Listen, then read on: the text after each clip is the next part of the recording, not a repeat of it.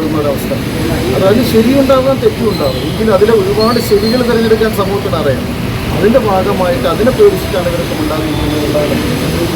ഏതായാലും ആ കമ്മിറ്റിയൊക്കെ ഉണ്ട്. ഞങ്ങളുടെ കമ്മിറ്റികളൊക്കെ പുറത്തു വരുന്നത് ആരാണ് ഈ ഇങ്ങനത്തെ ഒരു മേൽ കമ്മിറ്റി ഇവരൊക്കെ ഭരിക്കുന്നുണ്ട്. അത് അങ്ങനെ അറിയില്ല എന്നൊന്നും പറഞ്ഞിരുന്നിട്ട് കാര്യമില്ല. അങ്ങനെ ഉള്ളത് കൊണ്ട് തന്നെയാണല്ലോ ഇതൊക്കെ. കാരണം എന്താണെന്നറിയോ, നമുക്ക് അനുഭവിക്കാത്ത കാലത്തോളം എല്ലാ കഥകളും നമുക്ക് കഥകളും കെട്ടുകഥകളും ഇത് അതേ സമയത്ത് ഇതിലൂടെ യാത്ര ചെയ്ത് 51ഓളം സ്ത്രീകളുണ്ടെന്നാണ് ഞാൻ മനസ്സിലാക്കുന്നത്. ആ സ്ത്രീകൾ കൊടുത്ത മൊഴിയാണ്. അപ്പോൾ അതിനെ അവിശ്വസിക്കേണ്ട ഒരു കാര്യമില്ല.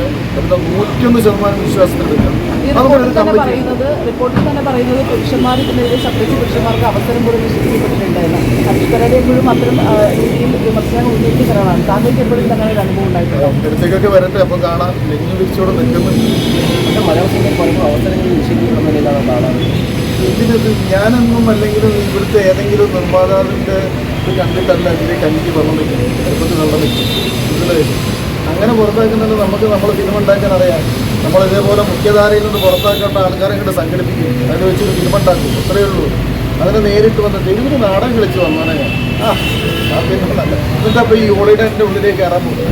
അതുകൊണ്ടാണ് യുവതാരങ്ങൾ പോലും ഇന്നലെ ഇപ്പോൾ ഈ റിപ്പോർട്ട് പുറത്തു വന്നപ്പോൾ ഷൈൻ ടോം ചാക്കോ അടക്കമുള്ളവരോട് നമ്മൾ വിവരം ചോദിച്ചപ്പോൾ ഷൈൻ ടോം ചാക്കോ പറഞ്ഞത് ഇത്തരം ആരോപണങ്ങൾ ഉന്നയിക്കുന്ന സ്ത്രീക്കൊപ്പവും ആരോപണത്തിന് ഇരയാക്കപ്പെട്ടവരും പ്രതിക്കാകപ്പെട്ടവരുടെ ഒപ്പമാണ് താൻ നിൽക്കുന്നതെന്നാണ് ഷൈൻ ടോം ചാക്കോ പറഞ്ഞത്.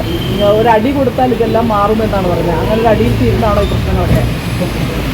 അതൊക്കെ എന്ന് പറഞ്ഞാൽ യഥാർത്ഥ വിഷയങ്ങളെ അഭിമുഖീകരിക്കാൻ അറിയാത്തത് കൊണ്ടുണ്ടാകുന്ന ജൽപ്പനങ്ങൾ മാത്രമാണ്. ഇതിനൊക്കെ ഞാൻ അങ്ങനെ കാണുന്നു. കാരണം രണ്ടു ഭാഗത്തും ഇങ്ങനെ കൂടെ നിൽക്കാൻ തോന്നുന്നത്. നിങ്ങളൊരു സിനിമയിൽ അഭിനയിക്കാൻ വേണ്ടി ചിലപ്പോൾ നമുക്ക് ആ ഓരോ വ്യക്തിയുടെ സ്വഭാവ സത്യത്തിൽ കിട്ടുന്നല്ല ആര് സിനിമയിൽ അഭിനയിക്കാൻ പറ്റും.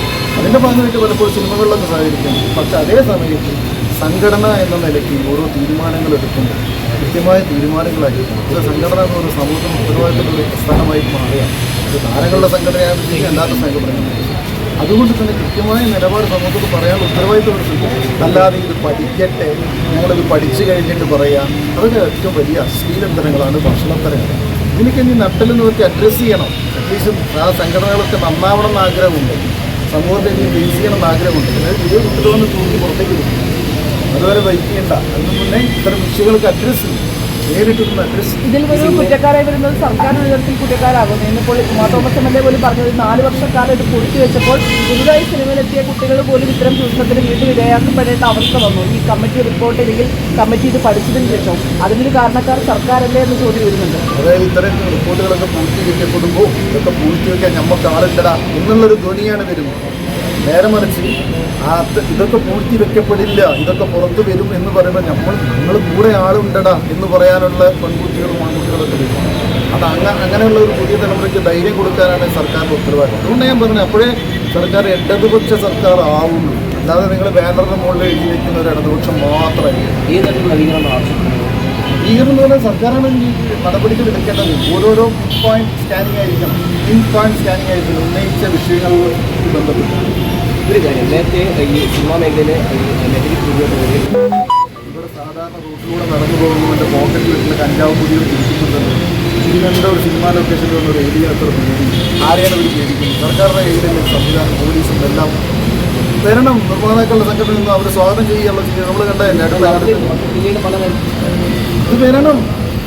നമ്മൾ അങ്ങനെ സംഭവം ഉണ്ടെങ്കിൽ അത് ബോധ്യപ്പെടുത്തണം, ജനങ്ങൾ സമൂഹത്തിന് ബോധ്യപ്പെടുത്തണം. അങ്ങനെ ലഹരിയിലാണോ സിനിമ നിർമ്മിക്കപ്പെടുന്നതെന്ന് അറിയാൻ ഉത്തരവാദിത്വം സമൂഹത്തിനുണ്ടല്ലോ. അവരെല്ലാം പൈസ കൊടുത്ത് കാണുന്നു.